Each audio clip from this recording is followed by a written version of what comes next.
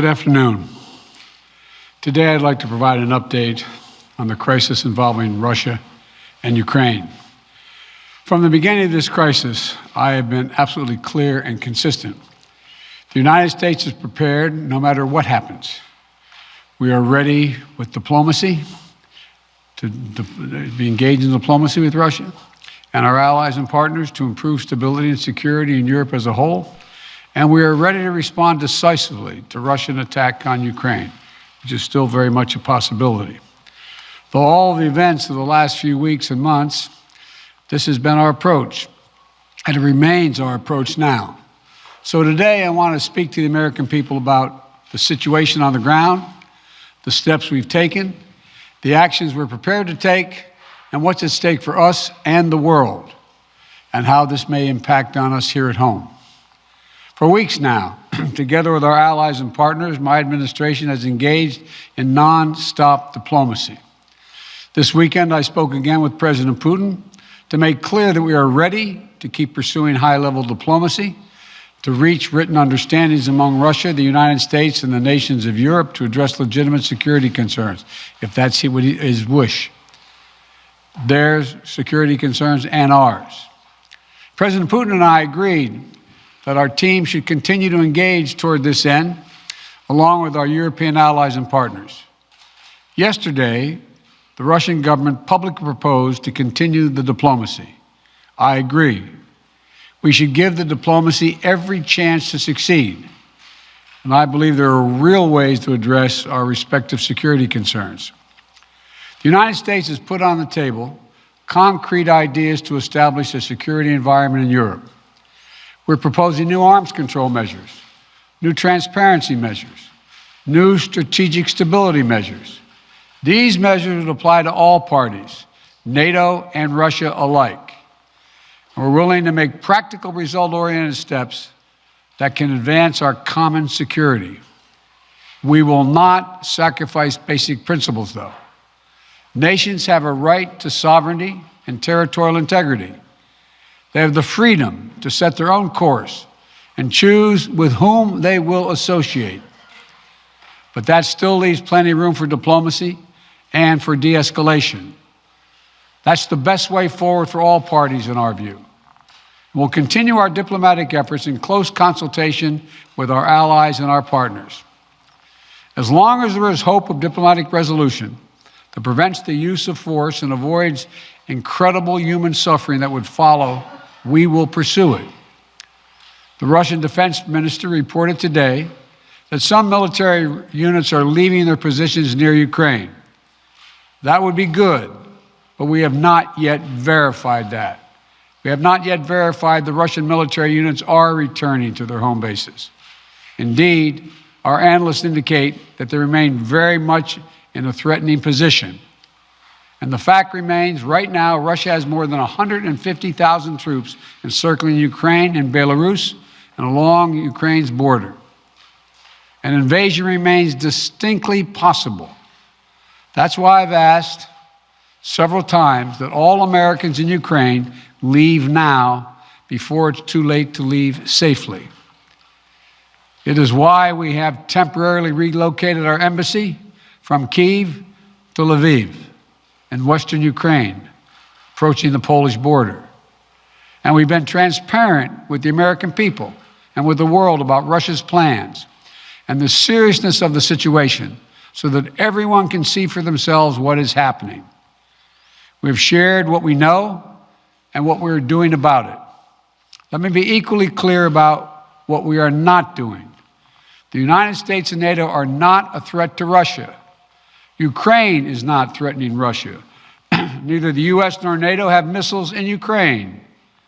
We do not have plans to put them there as well. We're not targeting the people of Russia. We do not seek to destabilize Russia.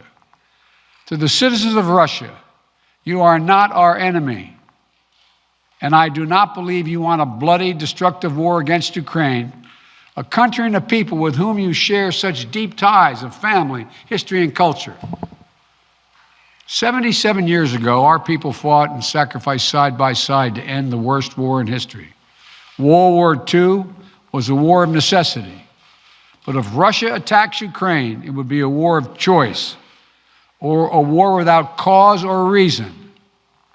I say these things not to provoke, but to speak the truth, because the truth matters. Accountability matters. If Russia does invade in the days and weeks ahead, the human cost for Ukraine will be immense. And the strategic cost for Russia will also be immense. If Russia attacks Ukraine, it'll be met with overwhelming international condemnation. The world will not forget that Russia chose needless death and destruction. Invading Ukraine will prove to be a self-inflicted wound. The United States and our allies and partners will respond decisively. The West is united and galvanized. Today, our NATO allies and the alliance is as unified and determined as it has ever been. And the source of our unbreakable strength continues to be the power, resilience, and universal appeal of our shared democratic values. Because this is about more than just Russia and Ukraine. It's about standing for what we believe in, for the future we want for our world, for liberty, the right of countless countries to choose their own destiny, and the right of people to determine their own futures, for the principle that a country can't change its neighbor's borders by force. That's our vision. And toward that end, I'm confident that vision, that freedom will prevail. If Russia proceeds, we will rally the world to oppose its aggression. The United States and our allies and partners around the world are ready to impose powerful sanctions on export controls, including actions that we did not pursue when Russia invaded Crimea in eastern Ukraine in 2014. We will put intense pressure on their largest and most significant financial institutions and key industries. These measures are ready to go as soon and if Russia moves.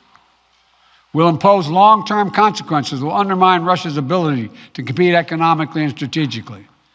And when it comes to Nord Stream 2, the pipeline that would bring natural gas from Russia to Germany, if Russia further invades Ukraine, it will not happen. While I will not send American servicemen to fight in Ukraine, we have supplied the Ukrainian military with equipment to help them defend themselves. We provided training and advice and intelligence for the same purpose. And make no mistake, the United States will defend every inch of NATO territory with the full force of American power. An attack against one NATO country is an attack against all of us. And the United States' commitment to Article 5 is sacrosanct.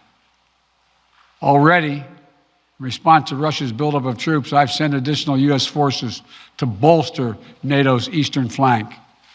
Several of our allies have also announced they'll add forces and capabilities to ensure deterrence and defense along NATO's eastern flank. We will also continue to conduct military exercises with our allies and partners to enhance defensive readiness. And if Russia invades, we'll take further steps to reinforce our presence in NATO, reassure us for our allies, and deter further aggression. To be clear, if Russia decides to invade, that would also have consequences here at home. But the American people understand that defending democracy and liberty is never without cost. This is a cause that unites Republicans and Democrats. And I want to thank the leaders and members of Congress of both parties who've forcefully spoken out in defense of our most basic, most bipartisan, most American principles. I will not pretend this will be painless. There could be impact on our energy prices. So we are taking active steps to alleviate the pressure on our own energy markets and offset raising prices. We're coordinating with major energy consumers and producers. We're prepared to deploy all the tools and authority at our disposal to provide relief at the gas pump. And I'll work with Congress on additional measures to help protect consumers and address the impact of prices at the pump. We are not seeking direct confrontation with Russia, though I've been clear that if Russia targets Americans in Ukraine, we will respond forcefully. And if Russia attacks the United States or our allies through asymmetric means, like disruptive cyber attacks against our companies or critical infrastructure, we are prepared to respond. But we're moving in lockstep with our NATO allies and partners to deepen our collective defense against threats in cyberspace. Two paths are still open. For the sake of historic responsibility, Russia and the United States share for global stability, for the sake of our common future, to choose diplomacy. But let there be no doubt. If Russia commits this breach by invading Ukraine, responsible nations around the world will not hesitate to respond. We do not stand for freedom where it is at risk today. We'll surely pay a steeper price tomorrow. Thank you. I'll keep you informed. Mr. President, whether or not they are de-escalating. Ukraine as a precursor to